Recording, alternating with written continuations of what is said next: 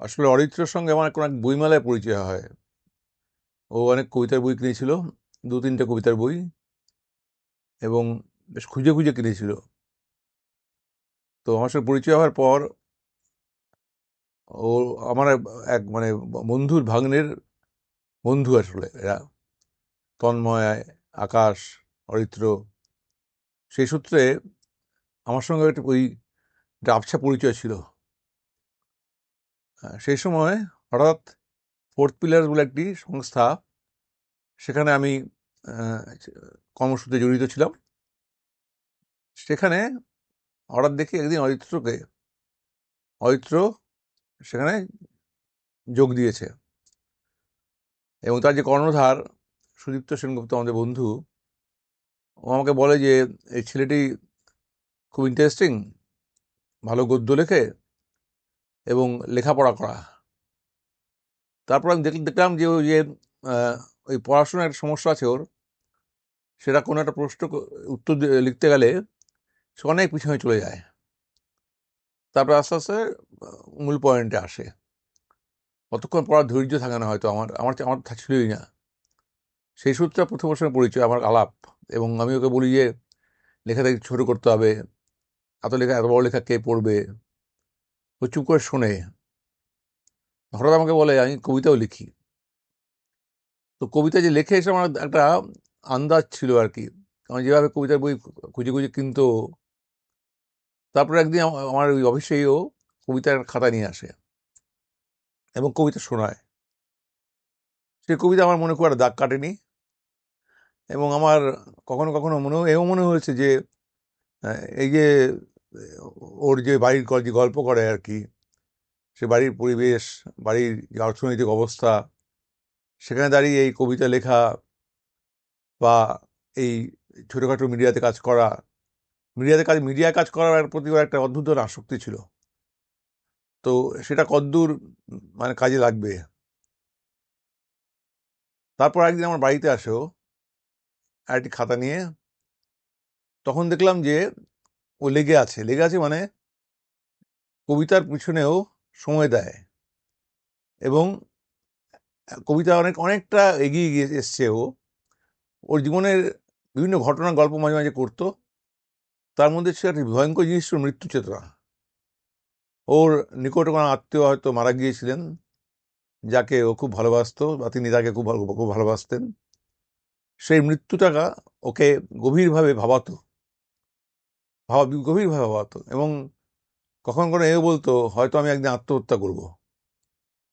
আমার বন্ধু সুদীপ্ত সেনগুপ্ত ওকে একদিন অনেকক্ষণ ধরে বোঝালো যে তুমি ভালো লেখো, এত বড় একটা জীবন পড়ে রয়েছে, তুমি আত্মহত্যার কথা ভাবো কেন।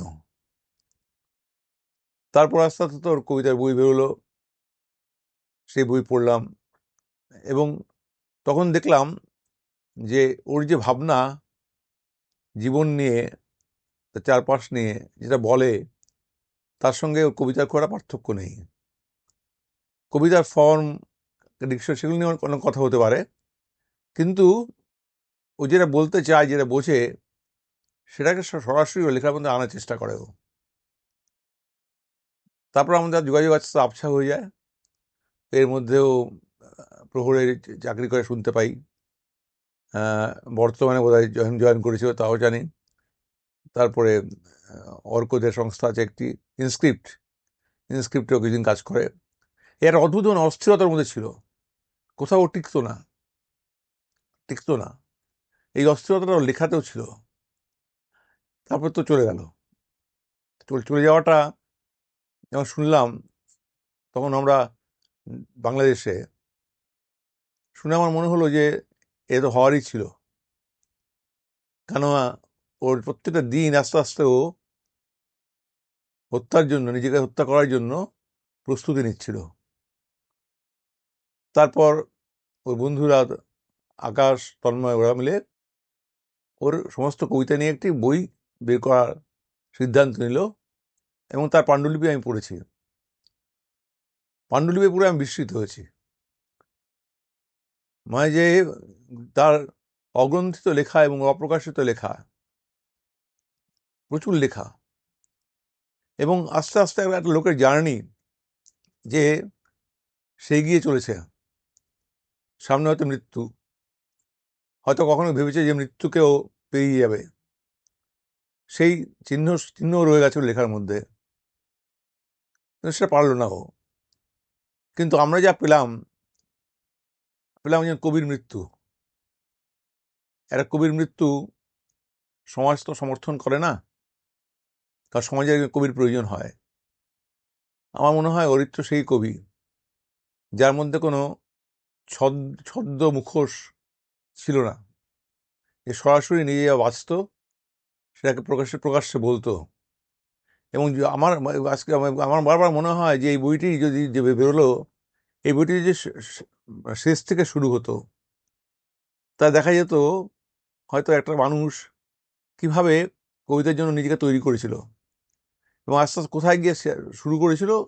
আমার হাঁটতে তো পিছন দিকে আমরা হাঁটছি, তখন হয়তো মনে হতে পারে, এগো হয়তো মনে হতে পারে, আমি পাণ্ডুলিপিটা শেষ থেকে শুরু দিয়ে গিয়ে পড়তে গিয়ে দেখেছি, এও মনে হচ্ছে যে এরও একটা অর্থ আছে। অর্থটা কি? যে অর্থ একটা মানুষ যে বিষাদাচ্ছন্ন, যে মৃত্যুকে ভয়ও পায়, যে জানে মাঝে মাঝে এও বলে যে আমি আমার জন্ম দেখবো, নিজের মৃত্যু দেখবো না বলে, কিন্তু সে জানে যে মৃত্যু তাকে হাতছানি দিচ্ছে। ফলে মৃত্যুর হাতছানি যখন প্রত্যক্ষ ভাবে তার কাছে আসে, সেখান থেকে আপছে হতো যখন সে ভাবছে, সে অদ্ভুত ধরনের এক ভাবনার জগতে আমরা প্রবেশ করি। মনে হচ্ছে ঢালু পাহাড় দিয়ে আমরা গড়িয়ে গড়িয়ে নামছি অরিত্রর কবিতার কাছে। অরিত্রর মৃত্যু, একজন কবির মৃত্যু, আমার দৃঢ় ধারণা অরিত্রর কবিতা পঠিত হবে যেভাবে কবিতা পঠিত হয় খুব অল্প মানুষের মধ্যে। কেননা এই সমস্ত কবিতা অনেকের পড়ার জন্য নয়, এইসব কবিতাকে সম্মান জানাতে হয়। সম্মান জানাতে হয় এই ভেবে যে একটি ছেলে তার জীবন দিয়ে, তার মৃত্যুবোধ দিয়ে, সারা জীবন ধরে যতদিন সে বেঁচে ছিল কবিতা চর্চা করে গেছে।